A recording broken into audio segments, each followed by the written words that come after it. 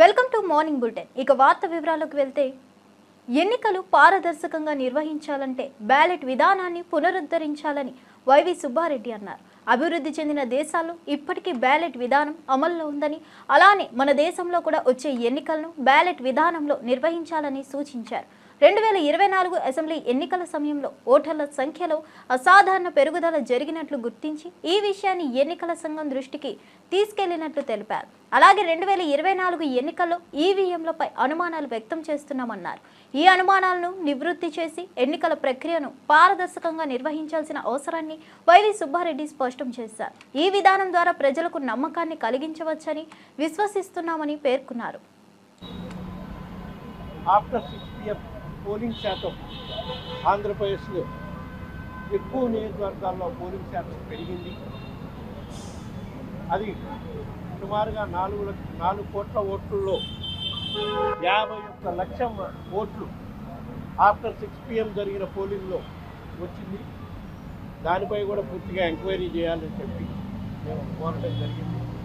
అదేవిధంగా కొన్ని పర్టికులర్గా మేము అడిగిన వాటన్నిటికీ వాళ్ళు ఎలక్షన్ కమిషన్ నుంచి వాళ్ళు ఇచ్చి సమాధానం వాళ్ళు ఇచ్చారు. వీవీప్యాట్ల విషయంలో కౌంటింగ్ చేయటానికి లేదు అని వాళ్ళు చాలా నిర్బంధంగా చెప్పడం జరిగింది.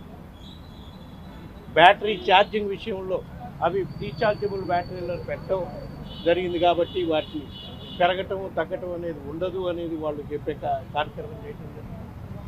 అదేవిధంగా 6 తర్వాత పోలింగ్ జరిగిన దగ్గర మెండుగా ఎక్కువ శాతం పోలింగ్ జరిగిన దానిపై వాళ్ళు పరిశీలిస్తామని చెప్పడం జరిగింది. నియోజకవర్గం డేటా పోలింగ్. మంత్రి కోమటిరెడ్డి హరీష్ రావు గురించి తాజా వ్యాఖ్యలు చేశారు. కేటీఆర్, హరీష్ రావు తమ లెక్కల్లోకి రారని అన్నారు. కేసీఆర్ అసెంబ్లీకి వచ్చినప్పుడు అన్ని అంశాలపై చర్చ జరిపేందుకు సిద్ధమని తెలిపారు. హరీష్ రావును ఉత్తి ఎమ్మెల్యే అని, ఆయన కనీసం డిప్యూటీ ఫ్లోర్ లీడర్ కూడా కాదని వ్యాఖ్యానించారు. అసెంబ్లీకి కేసీఆర్ వస్తే ఆయన సలహాలను స్వీకరించి తప్పులను సరిదిద్దుకునేందుకు తాము సిద్ధంగా ఉన్నామని కోమటిరెడ్డి స్పష్టం చేశారు. ఈ వ్యాఖ్యలు రాజకీయ వర్గాల్లో చర్చనీయాంశమవుతున్నాయి. వీళ్ళకి ఫ్లోర్ లీడర్ కాదు, ఏం కాదు, మాజీ మంత్రి, ఉట్టి ఎమ్మెల్యేలు. వాళ్ళ మీద నేనేం మాట్లాడతా మంత్రిగా? మేము కేసీఆర్ లాగా మేము ప్రజలకెళ్ళి వచ్చి తెలంగాణ కోసం రాజీనామా చేసిన ఉద్యమకారులు. అలాంటి కేసీఆర్ కూడా సరే తెలంగాణ నేనే తెచ్చినట్టాడు, కానీ ఆయనతో ఒక పైసా పాత్ర ఉండొచ్చు. ఇచ్చింది కాంగ్రెస్ పార్టీ, పోరాటం చేసి మాలాంటి వారుగా అమరులైన 1100 మంది 99% వాటా ఉంది. కాంగ్రెస్ పార్టీ 50% మినిమం ఉంటుంది ఇచ్చినందుకు. ఇంకా ఆంధ్ర పార్టీ వార్డు మెంబర్ కూడా లేడు మా పార్టీకి. తెలుసు మాకు వార్డు మెంబర్ కూడా రాడని. అయినా తెలంగాణ 4 కోట్ల మంది పిల్లలు ముఖ్యం, చచ్చిపోతున్నాను. తెలంగాణ మీ సొంత పార్టీలో కొట్లాడిన మా ఎంపీలు కొట్లాడినారు. అందుకని హరీష్ రావుతో మాకెందుకు చెప్పు? హరీష్ రావు లెవెల్ నేను మాట్లాడాల్సుకోలే. కేసీఆర్ ఒకటే రిక్వెస్ట్ చేస్తున్నా, ఇవన్నీ మాట్లాడదాము, అసెంబ్లీకి రా. పనకచెర్ల కృష్ణానది ఎవరు రాసిచ్చిండ్రు, రోజా ఇంటి దగ్గర నువ్వు ఏం మాట్లాడినావు వీడియోలు చూపించినావు. కృష్ణా మీద గోదావరి నీళ్ళు కృష్ణా కలుపుతాడంట, కృష్ణా నీళ్ళు రాయలసీమకి ఇస్తాడంట. తల మెడ మీద తల ఉన్నాడు వాడు మాట్లాడతాడా? ఇది తీసుకుపోయి సాగర్ నింపుతాడంట, సాగర్ నీళ్ళు ఏమో ఆంధ్ర రాయలసీమకి ఇస్తాడంటే. అంటే కిందనే తెలంగాణ తెచ్చుకుంది.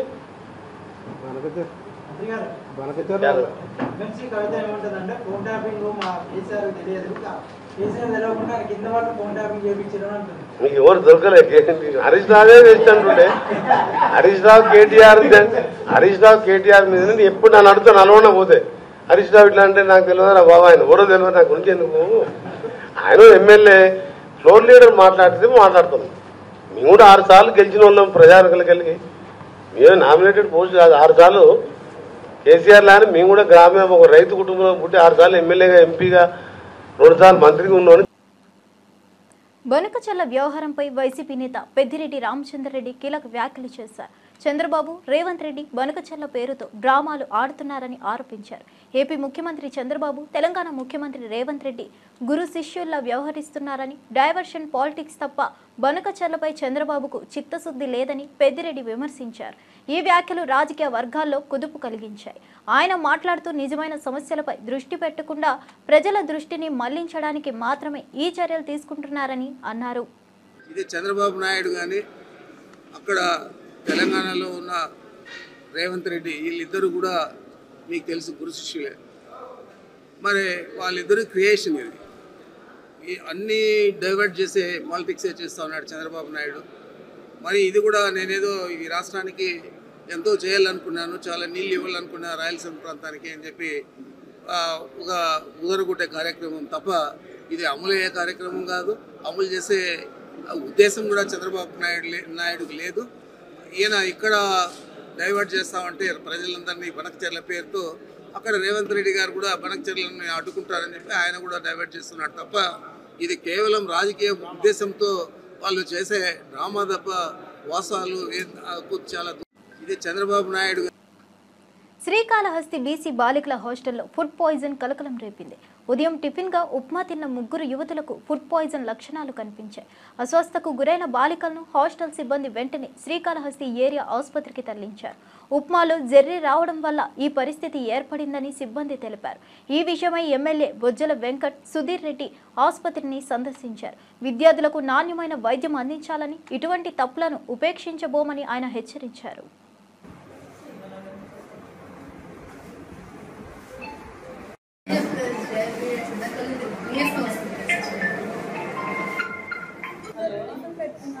అంటే మా బ్యాచ్ చాలా లేట్ అయ్యారు.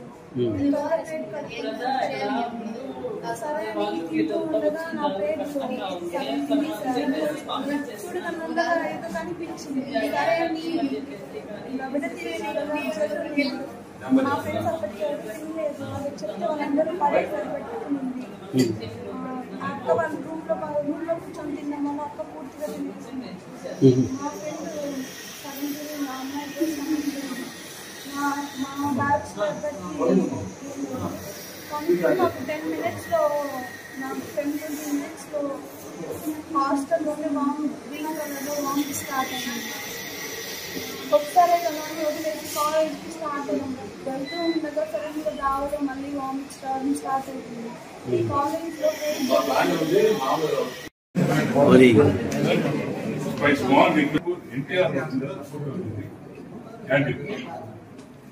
ఎన్టీఆర్ క్యాంటీన్ కానీ ఇవన్నీ కానీ సోషల్ వెల్ఫేర్ హాస్పిటల్ కంటే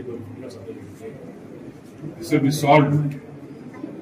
అన్నా క్యాంటీన్ ఎంత ఫుడ్ పెడతామో అదే ఫుడ్ వీళ్ళకి పెట్టి మీరు నాన్ వెజ్ లో పెట్టబోయే పర్లేదు, ఏం పడలే, మంచి ఫుడ్ చేసే వాళ్ళు అందరికి కూడా మనం ఇక్కడి నుంచి అన్నా క్యాంటీన్ పెడతాం ఫుడ్ సరిపోవచ్చు. ఇది ఇంకోటిసారి బిల్డింగ్ చేంజ్ చేయాలి. ఇప్పుడు ఉండే పిల్లలు ఏదో ఉంచుకుంటూ ఉన్నారో ఆడంతా టెక్కులు పడిపోయి అది షిఫ్ట్ చేసుకోవాలి. అందరు బిల్డింగ్స్ బాగా చేశారు. వెళ్ళి చూడండి ప్రాపర్ డాక్టర్ సీఎం గారు also concerned response. This has to be eye-opening for the entire state, not only Kalahasti.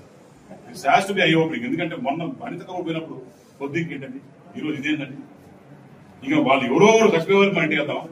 ఇప్పుడు చంద్రబాబు నాయుడు చిత్తశుద్ధి చేసినప్పుడు మనకేమొచ్చింది కాదు, మనం పోయి తిరిగి చూసుకుంటే బాగాలేకపోతే ఫండ్స్ ఇస్తాడు కదా మనకి. ఆయన ఫండ్స్ ఈను అంటే వేరే కదా, నేను ఫండ్స్ ఇస్తాను ఉపయోగ ఇట్లా సెంట్రల్ గవర్నమెంట్ ఫండ్స్ ఉన్నాయి, స్టేట్ గవర్నమెంట్ ఫండ్స్ ఉన్నాయి, ఇవన్నీ ఫండ్స్ పిల్లలు బాగా చేస్తే మన దాన్ని. చంద్రబాబు ఇంటి ముందు యోగాసనాలు వేసి యోగా టీచర్లు నిరసన వ్యక్తం చేశారు. మంత్రి నారా లోకేష్ తమ సమస్యలను విని పరిష్కరించాలని కోరుతున్నారు. యోగా టీచర్లు తమ సమస్య చెప్పనివ్వకుండా పోలీసులు వార్నింగ్ ఇచ్చి తిరిగి పంపిస్తున్నారు. ప్రభుత్వ పాఠశాలల్లో పనిచేసే 1056 మంది యోగా టీచర్లకు వేతనాలు చెల్లించాలని, శాశ్వత నియామకాలు చేపట్టాలని డిమాండ్ చేస్తున్నారు. ఈ నిరసనలో భాగంగా సీఎం చంద్రబాబు ఇంటి దగ్గర నుండి వెళ్లిపోవాలని పోలీసులు వార్నింగ్ ఇచ్చారు.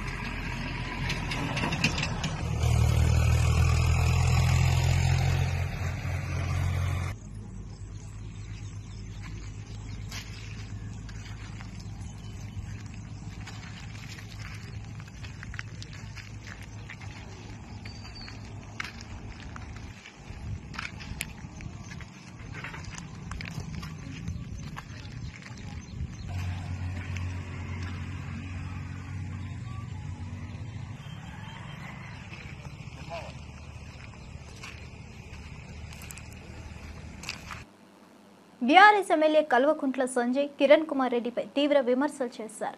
ఈ బట్టలు విప్పుకొని తిరిగే సోకు ఏంది కిరణ్ కుమార్ రెడ్డి అని ప్రశ్నించారు. బట్టలు విప్పడానికి తెలంగాణ భవన్కు రావడం ఎందుకని, ఎక్కడైనా బయటకు వెళ్లి విప్పుకోవచ్చని వ్యాఖ్యానించారు. తెలంగాణ ప్రజల అవసరాల గురించి ఎప్పుడైనా మాట్లాడారా అని నిలదీశారు. బనగచర్ల స్పెల్లింగ్ కూడా తెలియదని హరీష్ రావుపై ఎలా కౌంటర్ ఇస్తారని ప్రశ్నించారు. ఏ రోజు నేను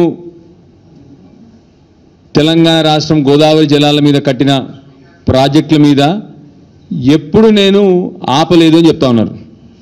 మీ అందరికి కూడా కాపీలు ఇస్తాను. ఎన్నిసార్లు అంటే ప్రతిసారి కాళేశ్వరం మీద, కాళేశ్వరం డిపిఆర్ మీద కంప్లైంట్, ఆఖరికి అసలు కాళేశ్వరం ప్రాజెక్టే కొత్త ప్రాజెక్టు వీళ్ళు కట్టకూడదు ఎపెక్స్ కౌన్సిల్లో లేకుండా. నిజానికి Kaleshwaram project modified project, Pranahita Chevella నుంచి మాడిఫై చేయబడ్డ ప్రాజెక్ట్. ఈయన గారు ఏమంటారైనా ఆ రోజు కూడా కాళేశ్వరం కొత్త ప్రాజెక్టు ఆపేయాలని చెప్పేసి ఆ రోజు కంప్లైంట్, సీతమ్మ సాగర్ మీద కంప్లైంట్, భక్త రామదాస్ మీద కంప్లైంట్, ఆఖరికి చివరికి తను దత్తత తీసుకున్న ఆ రోజు పాలమూరు జిల్లా ఉన్న అన్ని ప్రాజెక్టుల మీద, పాలమూరు రంగారెడ్డి మీద కానివ్వండి, డిండి మీద కానివ్వండి, కల్వకుర్తి మీద కానివ్వండి, ఏ ప్రాజెక్ట్ అయినా కూడా అన్ని ప్రాజెక్టులు మీద తన షికాయతులు, తన లెటర్లు. ఇవాళేమో ఏదో అంటారు కదా సామెత, 1000 ఎలుకలు తిన్న పిల్లి తీర్థయాత్రలు బయలుదేరింది అన్నట్టు. ఇవాళ కొత్తగా నేను ఏ రోజు చంద్రబాబు నాయుడు గారికి ఇది ఒక అలవాటు ఉంది, తన మాటలకు చేతులకు అసలు సంబంధం ఉండదు. తన మాటలకు చేతులకు సంబంధం ఉండదు. ఏ రోజు నేను తెలంగాణ ప్రాజెక్టులు ఆపలేదంటారు. మరి ఇవన్నీ కూడా మరి ఇచ్చిన కంప్లైంట్లు ఒక్కటి కాదు, 2 కాదు, ఇన్ని కంప్లైంట్ లెటర్లు ఉన్నాయి. మీ అందరికి కూడా ఇస్తాను ఇవాళ. ఆ రోజు ఉమాభారతి గారికి కానీ, ఆ రోజు షెకావత్ గారు కానీ వారు ఇచ్చిన కంప్లైంట్ లెటర్ అన్నీ కూడా మీ అందరికి ఇస్తాను. దానికి తగ్గట్టు కనీసం వారు మాట్లాడిన ప్రతిసారి ఇవాళ కూడా వారు మాట్లాడారు. ఇప్పటి వరకు కాంగ్రెస్ పార్టీ నుంచి కానీ, బీజేపీ పార్టీ నుంచి కానీ, 2 పార్టీల నుంచి తనను సమర్థిస్తూ మాట్లాడుతూ ఉన్నారు. కానీ ఎవరు కూడా అది తప్పు, తన మీద ఎవరు కూడా మాట్లాడటం జరగట్లేదు. చంద్రబాబు నాయుడు గారు మళ్ళీ ఏ రోజు నేను తెలంగాణ రాష్ట్రం గోదావరి జలాల మీద కట్టిన ప్రాజెక్టుల మీద ఎప్పుడు నేను ఆపలేదు అని చెప్తా ఉన్నారు. మీ అందరికి కూడా కాపీలు ఇస్తాను. ఎన్నిసార్లు అంటే ప్రతిసారి కాళేశ్వరం మీద, కాళేశ్వరం డిపిఆర్ మీద కంప్లైంట్, ఆఖరికి అసలు కాళేశ్వరం ప్రాజెక్టే కొత్త ప్రాజెక్టు వీళ్ళు కట్టకూడదు ఎపెక్స్ కౌన్సిల్లో లేకుండా. నిజానికి కాళేశ్వరం ప్రాజెక్టు తెలుగు మహిళలు అత్యధికంగా బంగారం కొనుగోలు చేసేవారిగా నిలుస్తున్నారని ముఖ్యమంత్రి రేవంత్ రెడ్డి పేర్కొన్నారు. హైదరాబాద్ను దేశంలోని ప్రముఖ వ్యాపార కేంద్రంగా తీర్చిదిద్దే ప్రయత్నాలు జరుగుతున్నాయని తెలిపారు. మహేశ్వరం ప్రాంతంలో 4వ నగరాన్ని నిర్మించేందుకు ప్రణాళికలు సిద్ధం చేస్తున్నామన్నారు. గతంలో కుతుబ్ షాహీలు, నిజాం నవాబులు హైదరాబాద్, సికింద్రాబాద్ నగరాలను నిర్మించారని గుర్తు చేశారు. ఈ నేపథ్యంలో హైదరాబాద్ నగరం మరింత అభివృద్ధి చెందేందుకు చర్యలు తీసుకుంటున్నామని చెప్పారు. నగరం అభివృద్ధికి తోడ్పడే విధంగా మహిళల బంగారం కొనుగోలు కీలకమని అభిప్రాయపడ్డారు. Consumers of gold, Telugu people or Telugu women are highest buyers of gold. After that, maybe Kerala, not Kerala, Tamil Nadu, after that Karnataka, 4th place is Kerala. But manufacturing side, Malabar Gold is one of the best organization. Telangana Rashtamlo me manufacturing యూనిట్ను పెట్టడం ద్వారా సరైన రాష్ట్రంలో సరైన వ్యాపారాన్ని మీరు ప్రారంభించారు. ఈరోజు తెలంగాణ రాష్ట్రము పెట్టుబడులను ఆకర్షించే దిశగా తెలంగాణ రాష్ట్రం దేశంలోనే ఒక వ్యాపార కేంద్రంగా హైదరాబాద్ నగరాన్ని తీర్చిదిద్దాలని ఈరోజు మన ప్రభుత్వం ప్రయత్నం చేస్తున్నది. అందులో భాగంగానే ముఖ్యంగా ఈ మహేశ్వరం ఈ ప్రాంతాన్ని 4వ నగరంగా భారత్ ఫ్యూచర్ సిటీ ప్రణాళికలతో ముందుకు వస్తున్నాం.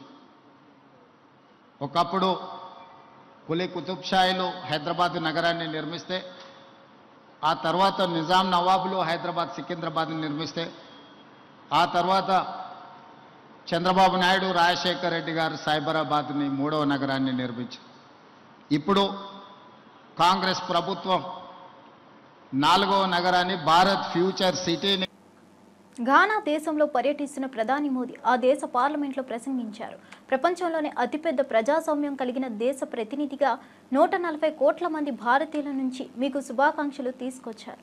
భారత్ త్వరలోనే 3వ అతిపెద్ద ఆర్థిక వ్యవస్థగా ఎదుగుతుంది. 2047 కల్లా ఇండియా అభివృద్ధి చెందిన దేశంగా అవతరిస్తుంది. భారత్ సుస్థిరమైన ప్రపంచ నిర్మాణానికి దోహదపడుతుందని వ్యాఖ్యానించారు.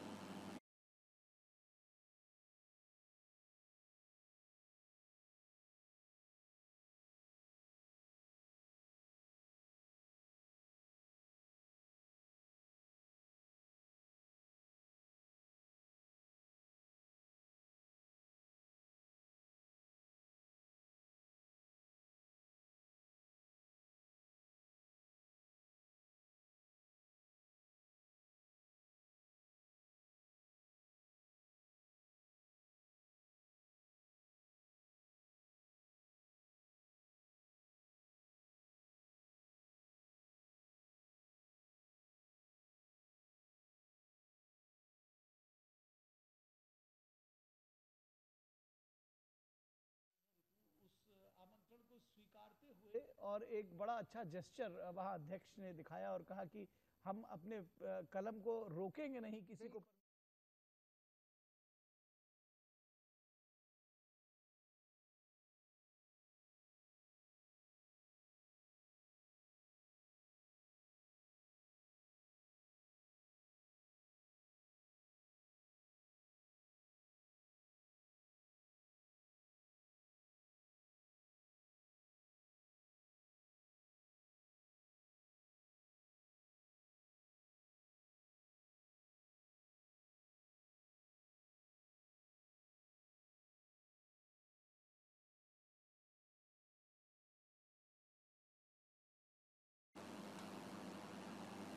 హరిహర వీరమల్లు ట్రైలర్ లాంచ్ ఈవెంట్లో నిధి అగర్వాల్ తన వినోదంతో అందరినీ ఆకట్టుకుంది. పవన్ కళ్యాణ్ మేనరిజంను అద్భుతంగా అనుకరించి అభిమానులను అలంకరించింది. ఈ సందర్భంగా నిధి అగర్వాల్ అభిమానుల నుంచి గొప్ప స్పందన అందుకుంది. ఈ సినిమా ట్రైలర్ లాంచ్ కార్యక్రమం ఘనంగా జరిగింది. పవన్ కళ్యాణ్, నిధి అగర్వాల్, దర్శకులు క్రిష్ జాగర్లముడి తదితరులు ఈ కార్యక్రమంలో పాల్గొన్నారు. బ్లాక్ బస్టర్ కొట్టేద్దాం ఈసారి.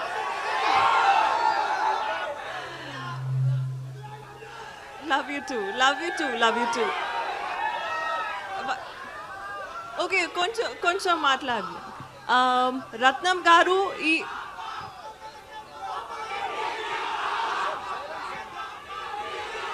2 minutes. 1 minute. ఆవిడ మాట్లాడతారు. 1 minute. అడుగుదాం కళ్యాణ్ గారితో వర్కింగ్ ఎక్స్పీరియన్స్ ఎలా ఉన్నిందో అడుగుదాము. ఆరా ఎలా ఉన్నిందో అడుగుదాం. ఒక్క 1 minute. Yeah please. సో రత్నం గారు చాలా కష్టపడి, జ్యోతి సార్ చాలా కష్టపడి ఈ సినిమా తీశారు. It's not easy to hold on to a film for so many years. అందరికీ థ్యాంక్స్. అండ్ ఒక మూమెంట్ ఇస్తున్నారు. రెడీ?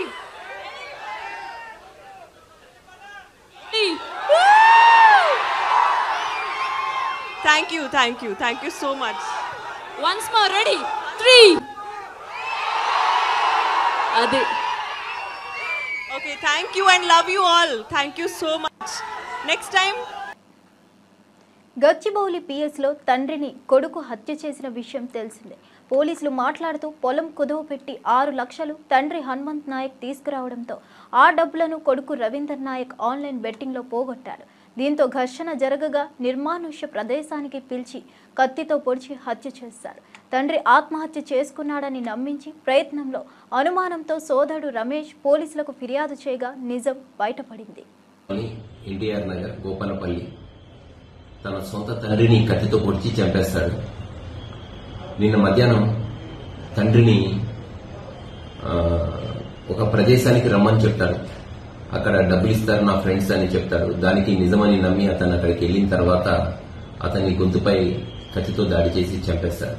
కారణం ఏంటంటే తండ్రి 6 లక్షల రూపాయలు తన భూమిని కుదవ పెట్టుకుని అప్పు చేసి తెస్తాడు. అట్టి డబ్బులను ఆన్లైన్ బెట్టింగ్ లో పెట్టి పాడు చేస్తాడు. వాడు చేసిన విషయంలో తండ్రి తరచుగా మందలించడంతో కోపం పెంచుకొని ఎట్లాగైనా తండ్రిని హతమార్చాలని ముందస్తు ప్రణాళికతో ఒక ప్రదేశానికి రమ్మంటాడు. తండ్రి అక్కడికి వెళ్తాడు. వెళ్తే కత్తితో గొంతు మీద దాడి చేసి చంపేస్తాడు. చంపేసి తన తండ్రి ఆత్మహత్య చేసుకున్నట్టు చిత్రీకరించి చుట్టాలని తన తల్లిని నమ్మిస్తాడు. వాళ్ళు కూడా నిజమని అనుకుని మృతదేహాన్ని కోతిగుంట్ల తాండా గన్పూర్ మండలానికి తీసుకుని పోతారు. అక్కడ పెద్ద మనుషులు డౌట్ వస్తుంది వాళ్ళకి వచ్చి గట్టిగా మందలించడంతో అక్కడ ఒప్పుకుంటాడు. ఒప్పుకుంటే అప్పుడు మృతుడు తమ్ముడు రమేష్ అట్టి మృతదేహానికి మళ్లీ తిరిగి గోపనపల్లి తాండాకి తీసుకురావడం, పోలీసులకు ఫిర్యాదు ఇవ్వడంతో కేసు నమోదు చేసి విచారించాము. గాదేరి కిషోర్ మహాన్యూస్ ఛానల్ ఓనర్ వంశీపై తీవ్ర ఆరోపణలు చేశారు.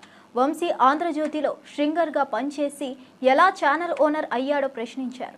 వంశీ అనైతిక పనులు, ఇల్లీగల్ దందాల ద్వారా ఛానల్ స్వాధీనం చేసుకున్నాడని ఆరోపించారు.